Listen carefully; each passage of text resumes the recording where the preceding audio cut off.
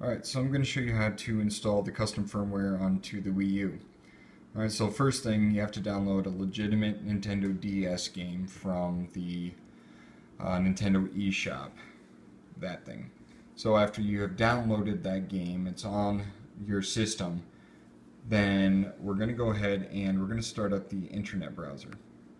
Okay? So when the internet browser steps up, there's going to be a bookmark over here called Homebrew. Go ahead and select that and it will pop up with the exploit here. Just to show you on the television as well.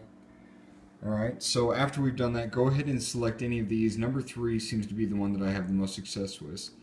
So we're going to hit 3 and it's going to come up with this. Now this will take 20 to 30 seconds and I'm going to go ahead and skip ahead, but if it works, it will automatically pop up with the Homebrew launcher. So it'll stay on that white screen after you hit the exploit number 3 for about 20 or 30 seconds. If it freezes up, go ahead and just hard power off the system for 6 seconds and it'll shut off, and then restart and try it again. But eventually it'll come up to this Homebrew launcher. Now this is what we need in order to launch it up. So first thing, we're going to start off by going into Mocha Custom Firmware. So we're going to go to Load, and then I'm just going to go ahead and hit the A button. And it'll pop up, and now we have loaded custom firmware loaded up. Now the second thing that we need to do is actually install the custom firmware. So that's this Haxchi. So go ahead and load that up. And as you can see, that is the DS game that I have on the system right now, but yours will say whatever one that you legitimately downloaded. So if you downloaded Brain Age or whatever, make sure you select the DS game that you legitimately downloaded from the eShop. I cannot stress that enough. But whatever it is, just go ahead and hit the A button and then hit the A button again. So A. I'm not going to do it right now because this is not a legit game on here.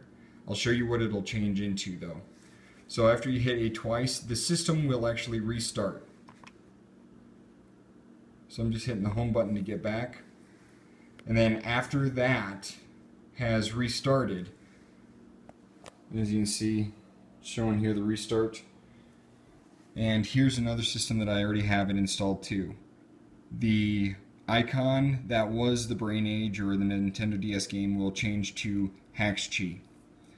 Now that is the custom firmware. Whenever you want to start up a game that has DLC or that is a virtual console game or any of these homebrew apps, I'm coming over to this main one. So we have the homebrew launcher, which I just went into, and then we have RetroArch. This is the classic games. Whoop installer. This is where you actually install Nintendo Wii U games into the system or into your external hard drive, and then we got Nintendo, which is the GameCube player. So if you want to use any of these or use any of these, then you need to run that Haxchi first. And I'm going to show you what happens if you have custom firmware running or not. So here is my other system. So I'm going to try and run a, let's go with, I'm going to go back. Let's go with a Virtual Console Nintendo 64 game. Let's go with Star Fox 64. So if I try to play this without custom firmware, it says cannot be used, the network ID to purchase has been deleted. That means that we don't have custom firmware going. So I'll go ahead and hit next and then go to cancel. We want to keep that, so cancel both times. Now watch what happens here. I'm going to go back to the main menu, start up Haxchi. It fires this up. What it's doing is it's loading the custom firmware.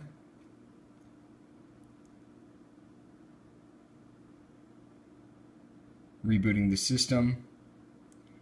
And now let's go ahead and try that game again.